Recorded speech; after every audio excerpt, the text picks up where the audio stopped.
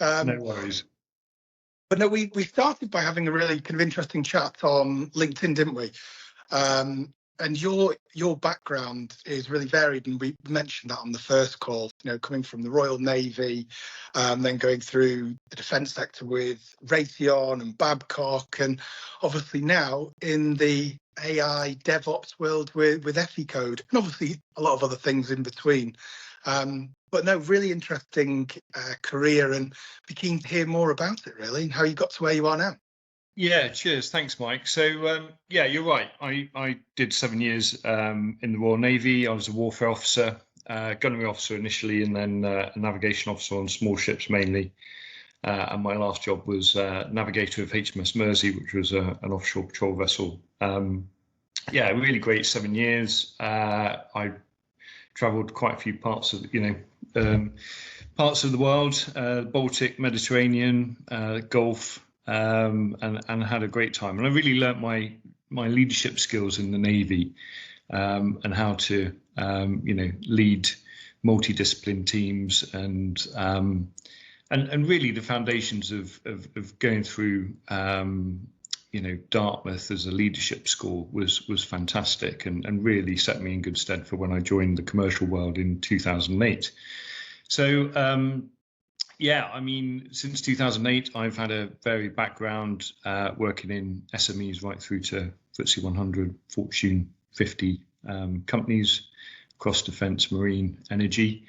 And now I'm at Eficode, which is a Finnish headquartered DevSecOps IT managed services business. I head up their global defence practice, and we work with governments and many of the defence primes within the defence sector, providing them with the ability to be more efficient and effective with the services and products that they offer. So yeah, it's been fun. There's been some hurdles along the way, but it's been an enjoyable journey, shall I say?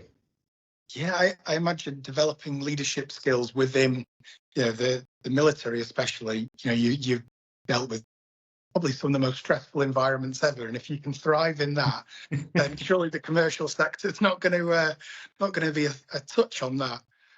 Yeah, I think probably it sort of culminated. My year of training at Dartmouth culminated in 3 months at sea on board HMS Ocean in Iraq, or just off the coast of Iraq. So I immediately came out of Dartmouth, December 2002. Joined HMS Ocean as a junior officer, and I think on the 6th of January we set sail with an air team embarked and Royal Marines on board, and joined the Ark Royal Task Force heading east to the Med, and then through into the Gulf. So yeah, it was an exciting time, an interesting time, and I enjoyed the opportunity to put everything that I'd learnt at Dartmouth into practice during those 3 to 4 months on board HMS Ocean. So yeah, there were some stressful times, certainly. Fire. Yes, very much so, very much so. Well, it kind of leads into the first question, I guess, all around resilience and building resilience into a workforce. I mean, given the challenges that everyone's gone through over the last few years, how would you say that what would you say you're doing to make sure your team stay resilient and to be able to look after their mental well-being? Yeah, I think this is a really interesting question, especially after COVID, which had a big impact on people's lives. More notably, around working from home rather than in an office environment. But I recently saw a clip from an interview that Matthew McConaughey gave on his book Traffic Lights. I don't know whether you saw this, but he said if life was full of green lights and we didn't have any yellow lights or red lights that make us pause, periods of hardship, crises, and times for introspection, then what will it all be for? We need those yellows and reds to enable us to evolve. And, I think it's a fantastic analogy. And I certainly look back on my career and see where I've had, yellows and reds that have popped up, and either I've got through them or steered in a different direction. I think to date, I've not had that mentor in my career, and so my career journey to now has been conducted under my own initiative, and sometimes that's been successful, and sometimes it hasn't. But to answer your question, I go back to mentoring, I suppose, and mentoring initiatives within organisations. And Eficode, as a company, we're 700 strong now across 10 countries in Europe and the US, and we've started to embed that mentoring initiative within our business. So we've got teams now working together, partnering together to share experiences with one another, not just careers, but also personal lives as well. And most of the senior team at Eficode have had those yellows and reds, and are very much at the forefront of this initiative and supporting the younger members of the group with guidance, advice, and support on how they tackle their work and personal journey. But I also think it's interesting because there's a two-way element on this as well. So it's a two-way process. It's not just the senior members with mentoring the younger members of the team, but also the senior members also learning from those junior members coming through, and that generation Y, generation X, generation Z. And I think as a senior executive, I can learn a lot from the new generation coming through as well. So yeah. Yeah, not always top down, but bottom up sometimes. Yeah, very much so, very much so. And I also think there's the mentoring piece, but there's also the well-being piece, and certainly at Eficode we're fantastic at that. We've got a small team called Cheer Vision. There's a small team of Eficodians, as we're called, and they get together fortnightly to create team building events, initiatives to bring the business together, and they work tirelessly, coming up with murder mystery events, lunches, team outings, etc. And that really builds the camaraderie within the organisation. I think initiatives like that are key to supporting our team's well-being and their resilience, moving forward, basically. Yeah, no, I really like that. And there's so many times people liken their career success almost like the stock market. It doesn't just go up, it goes up and down, and you've got your peaks and your troughs, and you learn more when you go through those troughs, and it enables you to bounce back and be more successful when you have another peak, hopefully. Fingers crossed. So how do you measure that resilience, and how do you sort of measure if they're really working? Have you had to tweak anything based on what you found? I don't think we've had to change or tweak much to what we do to check our team's resilience. I think at Eficode we're quite pioneering in how we support our team with the initiatives we have. But at the beginning of key meetings, so this was completely new to me when I joined. But at the beginning of key meetings, we ask everyone to rate out of 10 their current personal work and family circumstances, and that gives us a quick overview of how someone is feeling that day, and we can react as a team to their what they're going through at the time when we conduct the meeting. So I think that's a really nice initiative that we've put in place, and it's a great way to understand the mood of the organisation and acknowledge when there's something that's not quite right, and when there is a requirement to probably provide some additional support. We also have weekly and monthly check-ins with senior managers, and every week we have something called a pulse as well, and that gives us as senior management an indicator of how the team are feeling. So I think I would say as an organisation we probably couldn't. You always say you could do more, but I think we're going above and beyond, which is great. And we really capture the mood of the organisation in real time, which is great.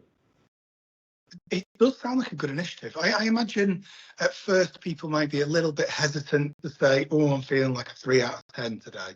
Yeah. But the more you go through it, and if the leaders can say, I'm not on form today, then hopefully the junior colleagues might look at them and think, what, I'll be honest. And that just evolves, I guess, doesn't it? People become more honest and get a better snapshot of where they are on that day. Oh, I really like that. Exactly, and you don't have to go into any detail of why you've given a 3 or a 6 or whatever, but actually it enables the rest of the team at the meeting to realise if something's wrong and not apply pressure or be too difficult within in a meeting with that person, but to realise that there's something wrong, and maybe at the end of the meeting, there can follow on a one-to-one or something like that to understand a little bit more detail where where there's a problem or an issue or something like that. But no, it's really good. And as you said, Mike, I was quite hesitant at first when confronted with with these questions at the beginning. I thought, why am I going to let you know what my family circumstances are? But actually, everyone, after you've done it 2 or 3 times, you realise everyone opens up and is fairly transparent, which is good. And I think it's a great initiative, and I recommend it to other organisations to try as well. And I'm part of a coaching business kind of community, and they have a similar thing, and it goes across focus, energy, business performance, personal kind of performance. And I think the only rule is you're not allowed to put a 6 or a 7. It's two in the middle of the road. You can't have a 6 or a 7. You got to be a bit more honest than that. But no, I really like that. So if we move on then, so I suppose the growth of digital and AI within defence. Obviously, Eficode specialising in DevOps and AI. So with the digital tech software and AI really shaking things up within defence, how is your organisation keeping up with or even staying ahead? Yeah, so you're completely right. Digital and AI in defence has grown exponentially in the last several years, and there's an organisation within the Ministry of Defence called Defence Digital, which was set up, I think, 2018, 2019 by a chap called Charlie Forte, who's now the Chief Information Officer for the MOD. And I think we'll see over certainly the next 12 months that major department in the MOD really begin to ramp up.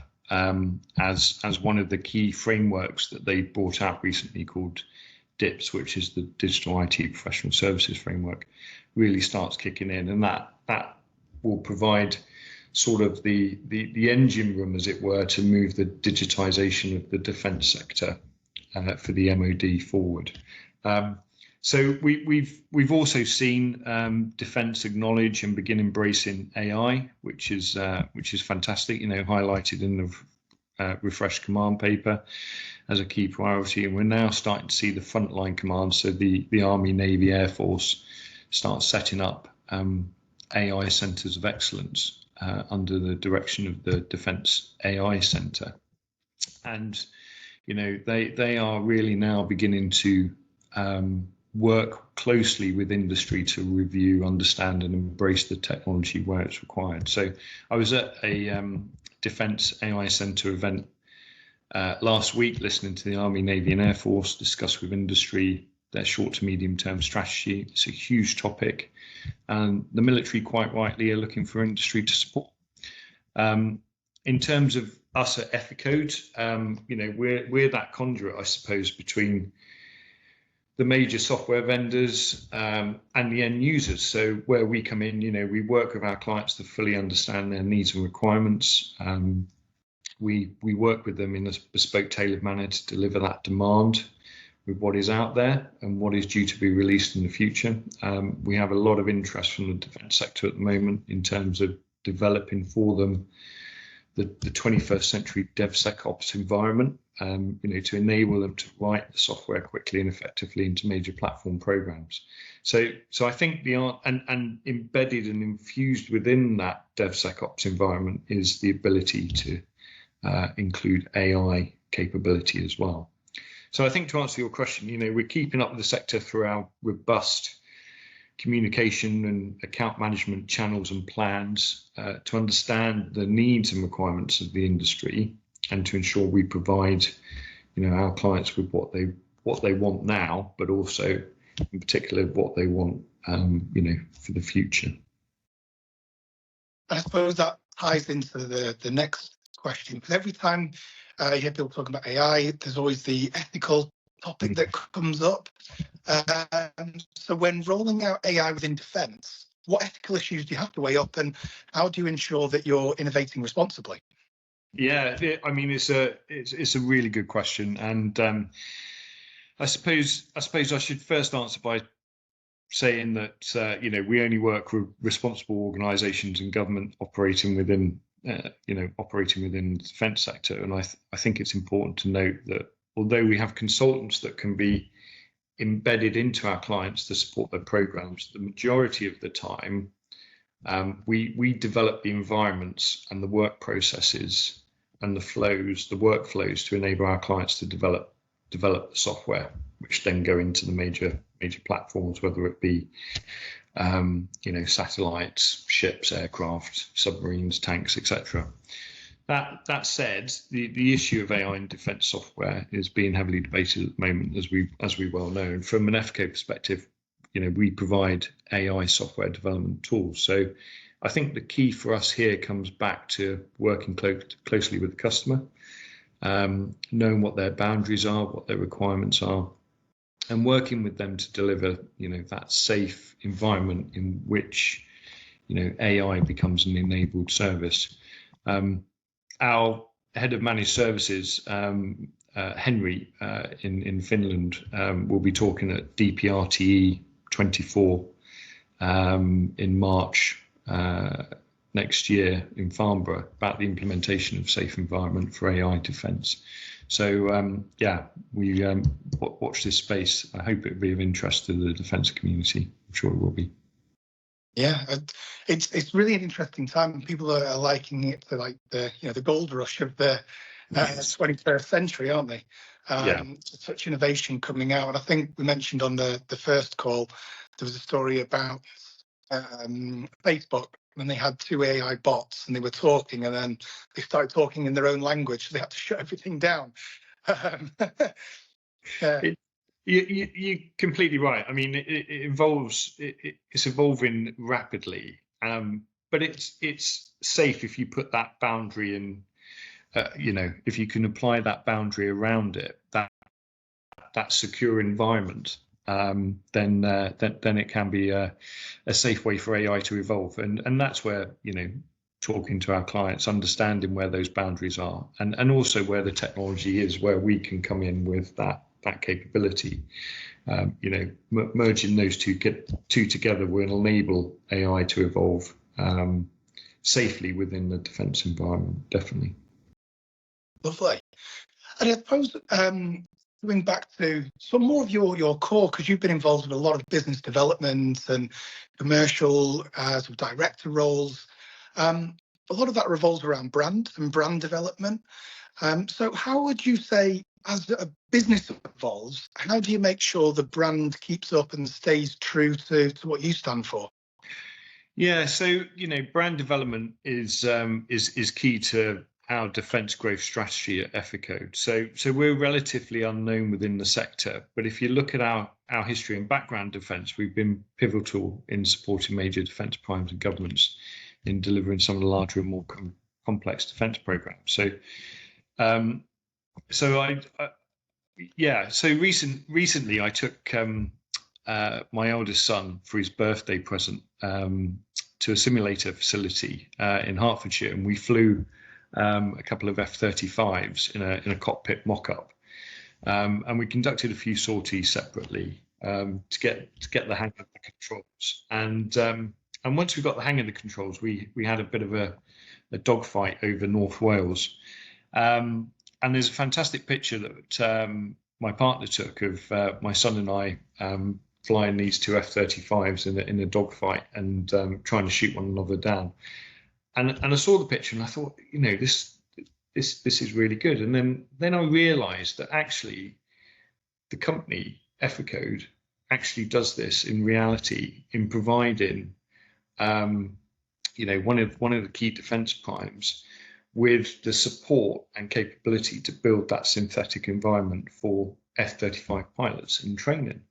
And so I posted this on LinkedIn and was amazed that within 48 hours I got something like 4,000 impressions, which was great. So I think we're starting to realise, our importance in providing critical support to our armed forces, and I'll continue to use marketing initiatives such as that LinkedIn post to really highlight to the defence market, our true capabilities in defence and enhance our brand in the sector. I think where we've had technical experts before that have just supplied the software systems but not had a real understanding of the sector, we haven't really looked at where our software is being used and what it's being delivered, what is being delivered. And so I think with sector experts coming in like myself, we're saying, hang on a minute, let's look at this from another angle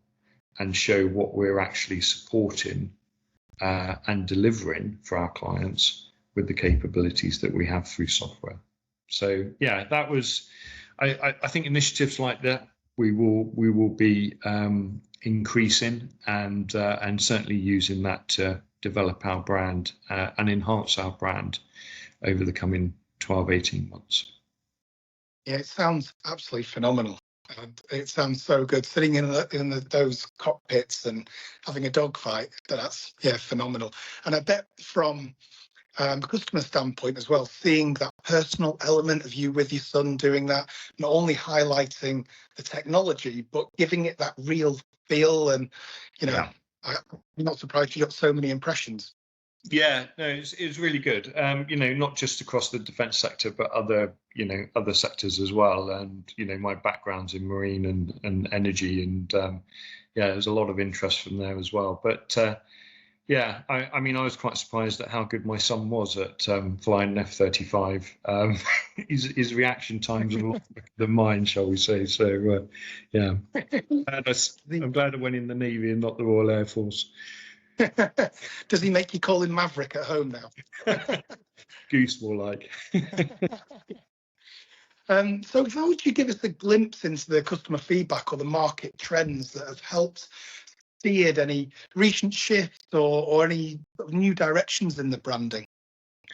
Yeah, I think, in terms of our customers driving our branding, yes, I think we've been quick to acknowledge the trends in the market through the regular discussions we have with our clients. So one example has been that, the term DevOps is something that Eficode long promoted their experience and capabilities in.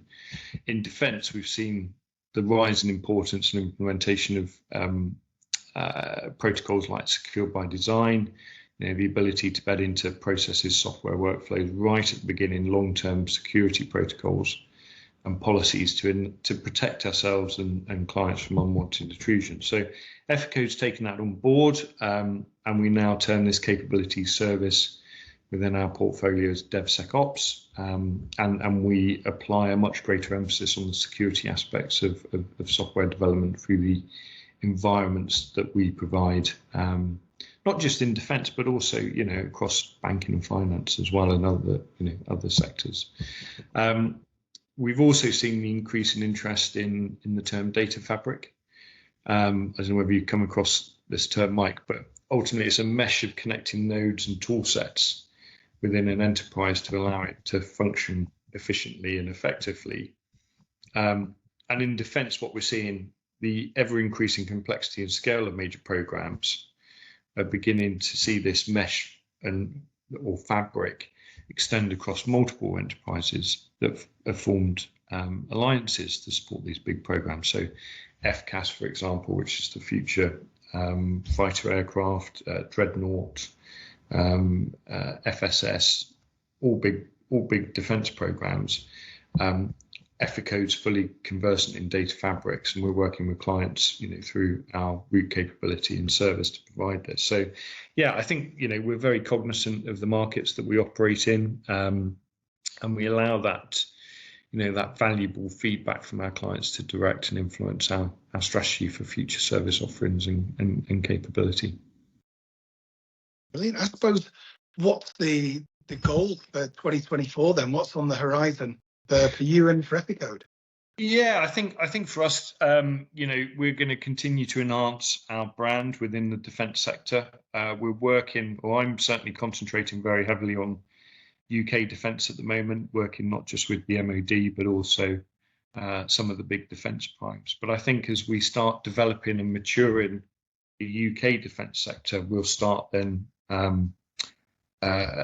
our penetration into European defence markets, and also some of the multilateral defence organisations out there, such as NATO, for example. So, and start winning some of those strategic opportunities. At the moment, we've got some really good major licensing deals, software licensing deals with defence primes and ministries of the UK Ministry of Defence, but we want to extend that out to actually being involved from a consultancy perspective in some of those major strategic defence programs and supporting the defence primes in delivering those. So that's ultimately the goal for 24, I'm sure we'll be successful. 23 has been a great year for us, and looking forward to next year. And that was one question I wanted to sort of dig into a little bit. Obviously, a lot of industries have had some difficult times over the past, I say 12 months, but really the last 8 months. What would you advise other business leaders to do? Where would you advise them to focus their efforts if they were looking for a successful end to this year and a successful start to next? Yeah, I think your people, basically. It's your people that will sell your company effectively. So I would say, invest in your people, make sure that they've got what they need, the tools, the training, the capability to be able to present and deliver your company to your clients. So I think that would be my key takeaway for the end of 23 into 24 is make sure your teams have got the resources to take your business forward. Perfect. I really like that. And you've got so many great insights, and I think that everything you're talking about is so relevant, especially when it comes to defence and what's going on in the world right now, and AI and how big that is. So it's been a really interesting conversation. I just want to thank you again for taking the time to speak with me. No worries. Thanks, Mike. Really enjoyed being on the call, and some really great questions. So thanks very much. Thank you. Take care. Cheers, James. Bye. There you go. Bye. Bye-bye. Bye.